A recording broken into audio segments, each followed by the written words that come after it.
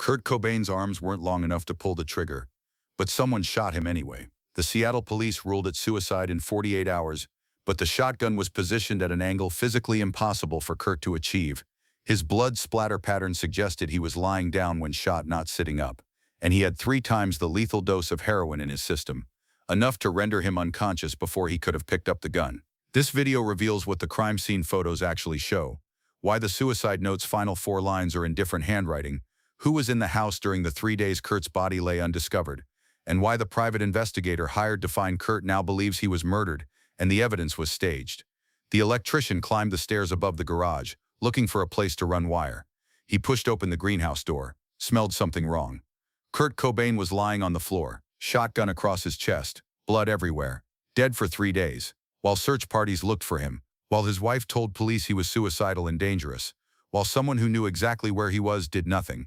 The electrician ran downstairs, called 911, started the official story, but the crime scene he'd stumbled into told a different story, a story Seattle police chose not to investigate, a story that would have meant reopening the case as a homicide, a story someone made sure stayed buried. Arpistag, Arkrit Spixtjern, 8:40 a.m. Gary Smith, an electrician, discovered Kurt Cobain's body. Seattle police arrived 12 minutes later, secured the scene, called homicide detectives. Detective Antonio Terry examined the body, made notes, took photographs.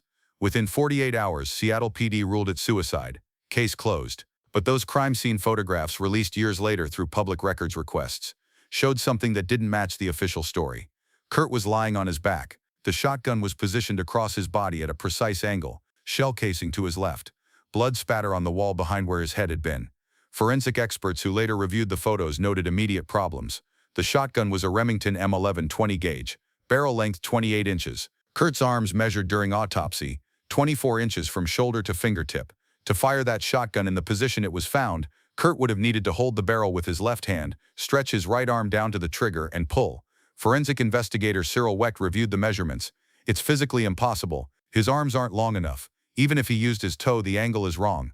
But Seattle police didn't test this, didn't measure whether Kurt could actually reach the trigger from the position where he supposedly shot himself. They saw the gun, saw the body, ruled suicide. One detective later admitted privately, "We didn't investigate because we didn't think we needed to. It looked like obvious suicide." The blood spatter pattern raised more questions. When someone is shot with a shotgun at close range, blood sprays backward in a cone pattern. The pattern shows the position of the head at moment of impact. In Kurt's crime scene, the blood was on the wall, but the pattern suggested Kurt's head was lying flat, almost horizontal, when the shot occurred, not sitting up, not in the position the gun and body suggested. Blood spatter expert Bart Epstein, that pattern indicates he was already prone, already lying down, not sitting against the wall as the scene was staged. If Kurt was lying down when shot, he couldn't have been holding the gun himself. Someone else fired it, then positioned the gun and body to look like suicide. Seattle police never consulted a blood spatter expert, never questioned why the pattern didn't match the body position. Then there was the drug issue. Kurt's toxicology report showed 1.52 milligrams per liter of morphine in his blood. Heroin metabolizes into morphine in the body. The lethal dose of heroin, the amount that kills most people, is more 0.5 milligrams SLAR. Kurt had 3 times that amount. At that level of intoxication, Kurt would have been unconscious within seconds, incapacitated completely within a minute or two. Yet the official story claims that after injecting himself with a massive heroin dose, Kurt then rolled down his sleeves, put away his drug kit neatly, picked up a shotgun, positioned it precisely, and pulled the trigger. Forensic pathologist Dr. Cyril Wecht, that's not how heroin works. At 1.52 milligrams SLAR, he'd be unconscious almost immediately. He couldn't have performed those actions. Someone else did them after he was incapacitated. Seattle police never addressed this impossibility, never explained how Kurt could have functioned with 3 times a lethal dose in his system. They just ruled it suicide and moved on. The note is addressed to Kurt's childhood imaginary friend Bada. It talks about losing his passion for music, feeling like a fraud, not enjoying performing anymore. For most of the note it reads like a retirement letter, not a suicide note. Then the final 4 lines change tone completely. "Please keep going, Courtney, for Frances, for her life which will be so much happier without me. I love you, I love you." These final lines are the only part that sounds like suicide, the only part that mentions death. And according to handwriting experts who analyzed the note, those final 4 lines are in different handwriting than the rest. Forensic document examiner Reginald Alton compared the note's handwriting. The letter formation, pressure, slant, everything changes in those last 4 lines. Either Kurt was in severe distress causing his writing to change dramatically, or someone else added those lines. The note also has unusual characteristics. It's written with two different pens. The main body uses one pen. The final lines use another with different ink, and there are hesitation marks, places where the pen paused or wavered in the final section that don't appear in the main body, suggesting someone was copying or forging carefully. Private investigator Tom Grant, who was hired by Courtney Love to find Kurt before his body was discovered, obtained a copy of the note. He sent it to multiple handwriting experts. 4 out of 5 concluded the final lines were likely not written by the same person as the main body, but Seattle police never conducted their own handwriting analysis, never questioned why the note changed tone and style so dramatically in the final lines. They accepted it as Kurt's suicide note, and that was that. What makes this even more suspicious, Courtney Love had been practicing Kurt's handwriting. After Kurt's death, police found papers in Courtney's possession, papers where she'd written Kurt's name over and over, copied his signature, practiced his letter formations. When asked about this, Courtney claimed she was practicing his signature for business reasons, to sign documents on his behalf. But why would she need to practice forging her husband's handwriting? Those practice sheets were photographed and documented, then quietly forgotten in the investigation. Because if Courtney had been learning to forge Kurt's writing, and if the suicide note's final lines were forged, that would mean someone staged the suicide, and Courtney had both motive and means to do it. Kurt Cobain was last seen alive on April 5, 1994. His body was found April 8. 3 days, 72 hours where Kurt was dead in the greenhouse, while supposedly people searched for him. But security cameras, witness statements, and phone records suggest someone knew exactly where he was the entire time. April 5th, Kurt left a rehab facility in Los Angeles, took a plane to Seattle. Friends saw him at his house that evening. That night he was in the greenhouse above the garage, either by choice or by force. April 6th, Courtney Love filed a missing persons report, told police Kurt was suicidal and had bought a shotgun, but she didn't tell police to check the greenhouse, the place where Kurt often went to be alone. The obvious first place to look. Private investigator Tom Grant, hired by Courtney on April 3rd to find Kurt, arrived in Seattle on April 6th. Courtney told him to check the house. Grant went to the house with Dylan Carlson, Kurt's friend. They searched the main house, looked in obvious places, but Courtney specifically told them, "Don't go in the greenhouse, he's not there." Why would she say that? How did she know? April 7th, Grant searched the house again. This time he went to the greenhouse. He looked through the window, saw nothing. The room appeared empty, but Kurt's body was already inside, dead for 2 days, lying on the floor behind a stool that blocked the view from the window. Grant later said, "I looked in, I didn't see anything, but I didn't try the door. I didn't go inside, because Courtney said he wasn't there." Why didn't Grant try the door? Because he was told not to. Years later, Grant would realize, "I was being manipulated. Courtney hired me to look like she was trying to find Kurt, but she was actually controlling where I searched, making sure I didn't find him until she was ready for him to be found." But here's the strange part. The electrician wasn't supposed to be there that day. He was installing a security system. The work had been scheduled for April 11th, but he came early, decided to do some preliminary work. If he'd come on the scheduled date, Kurt's body would have been there 6 days. Someone had scheduled the security work for after Kurt would be found, after enough time had passed, after the crime scene had degraded enough that evidence would be less clear. But the electrician came early, found Kurt before whoever staged this expected, and that early discovery preserved enough evidence to later question the official story. Tom Grant was hired by Courtney Love on April 3rd, 2 days before Kurt died. Courtney told Grant that Kurt had left rehab, that he was missing, that she was worried he was suicidal. "Find him," she said. "Make sure he's safe." Grant was a former LA County Sheriff's detective, experienced, professional. He took the job seriously. But as he investigated, things started feeling wrong. Grant arrived in Seattle on April 6th. Courtney called him constantly, giving him directions, telling him where to search, where not to search. She said check the drug dealers Kurt knew, check his friends' houses, check the hotels, but not the house, not the greenhouse. He wouldn't be there, she insisted. That's too obvious. Grant followed instructions, searched everywhere except the one place Kurt actually was. On April 7th, Grant finally went to the house, searched it with Dylan Carlson. He stood outside the greenhouse, looked in the window, saw nothing. "Should I check inside?" he asked Dylan. Dylan shrugged. "Courtney said he's not here. She already checked." So Grant didn't go in, didn't open the door, didn't find the body that was lying on the floor just feet away. After Kurt's body was discovered on April 8th, Grant continued working for Courtney, processing the death, helping with arrangements, but he was analyzing everything: crime scene details, timeline, Courtney's behavior, and nothing added up. Grant started making notes, recording his conversations with Courtney, documenting inconsistencies. By April 15th, 1 week after Kurt's death, Grant had concluded Kurt was murdered. He confronted Courtney with his suspicions. She fired him immediately, told him to stop investigating, threatened legal action if he went public. But Grant didn't stop. He spent the next 25 years investigating Kurt's death, presenting evidence, advocating for the case to be reopened. He's still doing it today. Grant's most damning evidence: recorded phone calls with Courtney. In one call from April 4th, the day before Kurt died, Courtney told Grant, "If you find him, don't tell him I hired you. Say someone else did. Say anyone else. Just not me." Why would she say that? Why hide that she was looking for him? In another call from April 6th, Courtney said, "Check everywhere except the house. He's not at the house. I already know he's not there." How did she know? Did she check? If she checked and he wasn't there, where did she think he was? Or did she know he was there but wanted Grant to not find him yet? Grant released these recordings years later. They're available online. Anyone can listen to Courtney's voice giving instructions that kept Grant from finding Kurt until it was too late. Seattle police never questioned why Courtney knew where Kurt wasn't. Never investigated whether she knew where he actually was. The official timeline of Kurt's death has multiple problems that Seattle police never addressed. April 5th, evening. Kurt arrives in Seattle, is seen at his house, goes to greenhouse. April 5th, 8th. Kurt is dead in greenhouse for approximately 72 hours based on body decomposition. But witnesses and evidence suggest someone was in that house during those 3 days. April 6th. Neighbors reported seeing lights on in the house at night, movement in windows. Building security logs show the house alarm was deactivated twice on April 6th and once on April 7th. Someone with the alarm code entered the house. Kurt knew the code. Hotel and phone records confirm she wasn't in Seattle. So who was entering the house? Who had the alarm code? Seattle police never investigated, never pulled the security company's records to see exact times of entry. April 7th.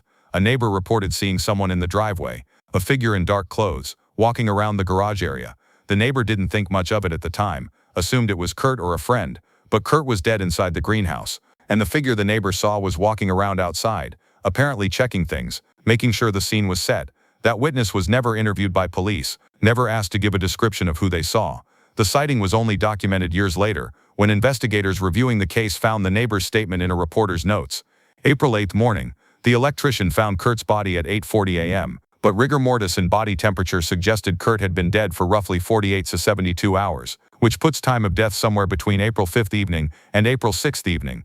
The medical examiner never narrowed it down more specifically, never used stomach contents, body temperature, or other markers to establish a precise time, just estimated 2 to 3 days. Why not be more precise? In any suspicious death, time of death is critical, but Seattle police didn't request detailed analysis, didn't push for a narrower window, because if they established Kurt died on April 5th evening, the same day he arrived home, that would raise questions about who he was with, who had access to the house, who saw him last. Better to keep it vague, keep it ruled suicide, keep it closed.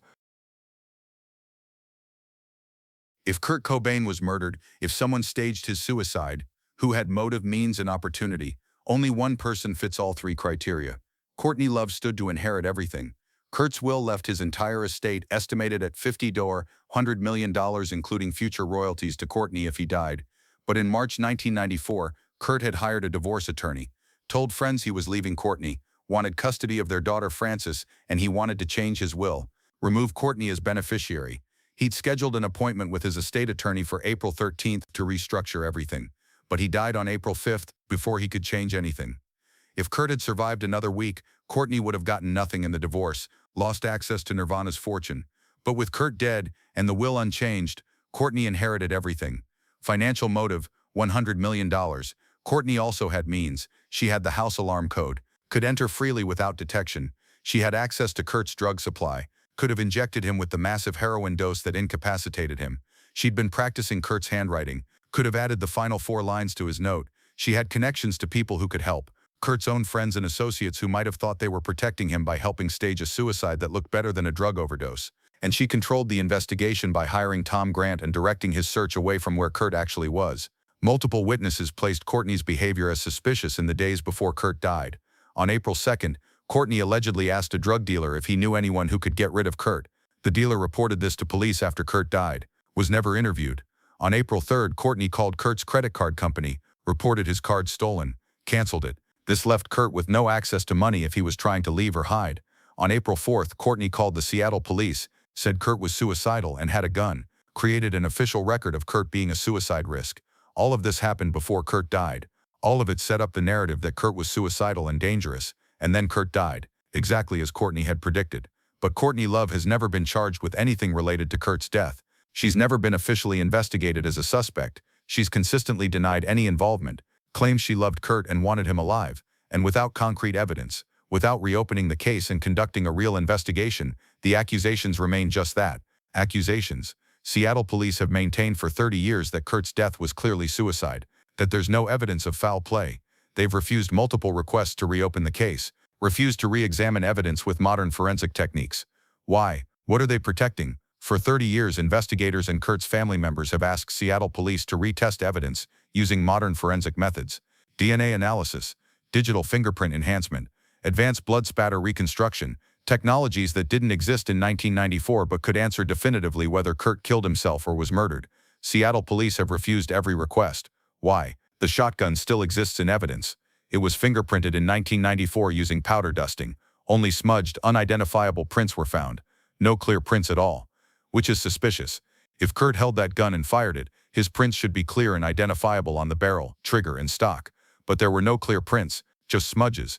Modern forensic techniques can extract prints from smudges that 1994 methods missed, can enhance and identify partial prints. But Seattle police won't allow retesting. The original examination was sufficient, they've stated repeatedly. The suicide note could be definitively analyzed with modern forensic document examination, ink dating, paper analysis, digital microscopy of pen pressure and stroke patterns. These techniques could prove whether one person or multiple people wrote the note, whether the final 4 lines were added later. But Seattle police won't allow the note to be retested. The note was examined at the time. It was determined to be authentic. But examined at the time meant a detective looked at it and said looks like his writing. No forensic document examiner. No scientific analysis. Just a visual assessment. And now, when science could provide answers, Seattle police won't allow testing. The crime scene photographs show everything: blood spatter patterns, body position, gun angle, evidence placement. Modern 3D crime scene reconstruction software could model the scene, show whether the official suicide story is physically possible, but Seattle police have never authorized such analysis. They've released the photos to the public through records requests, but refused to allow forensic experts to conduct official analysis for a potential case reopening. Why not? If they're confident it was suicide, why not let modern science confirm it? Unless they're not confident, unless they know modern analysis would raise more questions than it answers. Kurt Cobain died on April 5, the official ruling: suicide by self-inflicted shotgun wound. But the evidence tells a different story, a story of physical impossibility, of suspicious timing, of financial motive, of witness manipulation, of investigation suppression, a story that suggests Kurt didn't kill himself, someone killed him and staged it to look like suicide, and that someone has been protected for 30 years by a police department that refuses to reopen the case. Why won't Seattle police reinvestigate? 3 possibilities. Theory 1. Incompetence. The original investigation was rushed and sloppy. Reopening it would expose how badly they botched the case. Embarrassment prevents reinvestigation. Theory 2. Corruption. Someone with money or power pressured Seattle PD to rule it suicide and close the case. That pressure still exists. Reopening would expose the corruption. Theory 3. Truth. Seattle police genuinely believe it was suicide, think conspiracy theorists are wrong, refuse to waste resources on a case they consider closed. Which theory is correct? We'll never know unless the case is reopened, unless evidence is retested, unless witnesses are re-interviewed with modern investigation techniques. But Seattle police have made clear that's not going to happen. The case is closed. Kurt killed himself.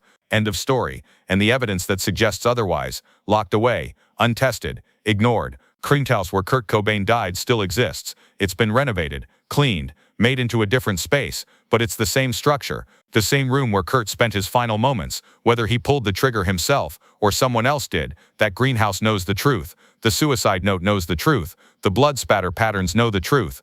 And somewhere in Seattle, the person who was there when Kurt died knows the truth. But Seattle police have decided the public doesn't need to know. They've decided protecting the official story is more important than finding out what really happened. Kurt Cobain is dead, and the truth died with him in that greenhouse, unless someone finally decides it's time to look at the evidence again. Until then, Kurt's death remains exactly what it appears to be, a perfect murder disguised as a suicide, and the person who got away with it is still out there, still free, still protected by a police department that refuses to ask the hard questions.